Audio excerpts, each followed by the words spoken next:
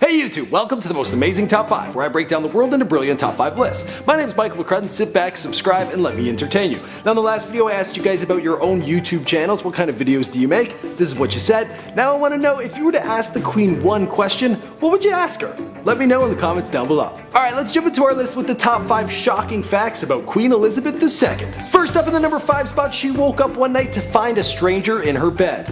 On July 9th, 1982, a 31-year-old psychiatric patient named Michael Fagan scaled the Buckingham Palace drainpipe and made his way into Elizabeth's sleeping chambers. The man was dripping in blood from his hand from his climb to get inside, and then he took a seat on the Queen's bed near the corner. She woke up and didn't panic. Instead, she had a 10-minute talk with the guy about his kids and his mental problems until a guard thankfully came in. They later found out that this wasn't his first time breaking in. Moving on to the number 4 spot, the Queen sent an email back in 1976. It's a long time ago. Queen Elizabeth sent her first email while taking part in a network technology demonstration on March 26, 1976. Now what did it say? It was kind of boring. Some like navigational instructions.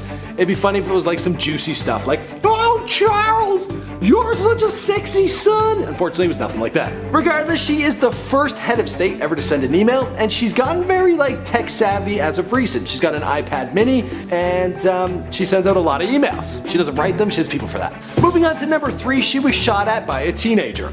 During her 55th birthday celebration on June 13, 1981, shots rang out as Elizabeth rode her horse in a parade near Buckingham Palace. The Queen was never hit. She actually quickly calmed her horse and continued on with the show. The 17-year-old boy named Marcus Surgeon, well, he fired 6 shots in the Queen's direction. Now this young shooter, he had idolized the assassins of John F. Kennedy as well as John Lennon and wanted to recreate something like that for himself. Thankfully he missed and the cops were able to apprehend him. He spent 3 years in prison, and when he got out, well, he changed his name and got on with his life. Next up at number 2, the Queen paid for her own wedding dress in coupons.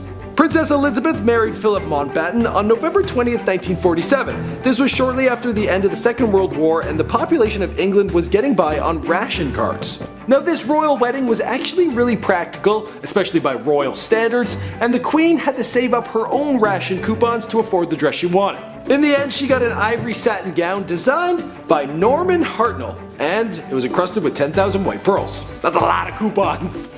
But pearls, cheaper than diamonds, right? Finally, in the number 1 spot, this woman, she don't need no passport. She's reportedly visited 116 countries during her 60-year reign and is the most widely traveled head of state. But she don't need no paperwork. Actually, all British passports are signed or like sealed with the Queen's name on it. So when she's the one signing them, what's the point of having her own? She's gonna like, yo, I'm here. On top of that, she does not need a driver's license and she drives a lot. She's been spotted going around in a Range Rover. Good for her. Alright guys, that's all I got for you this time. If you were to meet the Queen, what would you ask her? Let me know in the comments down below. My name is Michael McCrudden. Thanks for checking out the most amazing top 5. Other videos are floating around my head. Click on one of those, subscribe to the channel. I'll see you guys in the next one.